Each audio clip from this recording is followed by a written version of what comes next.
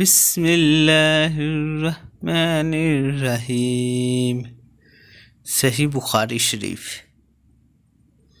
ہم سے عبداللہ بن مسلمہ نے بیان کیا، کہا ہم کو امام مالک رحمۃ اللہ نے خبر دی، انہوں نے یحییٰ بن سعید سے، انہوں نے محمد بن ابراہیم سے، انہوں نے علقمہ بن وقاص سے، انہوں نے عمر رضی اللہ عنہ سے کہ نبی کریم صلی اللہ علیہ وسلم نے فرمایا،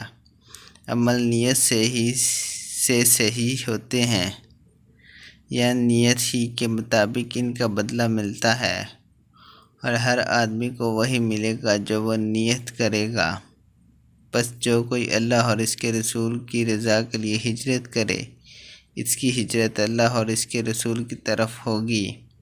اور جو کوئی دنیا کمانے کے لیے یا کسی عورت سے شادی کرنے کے لیے ہجرت کرے گا تو اس کی ہجرت ان ہی کاموں کے لیے ہوگی۔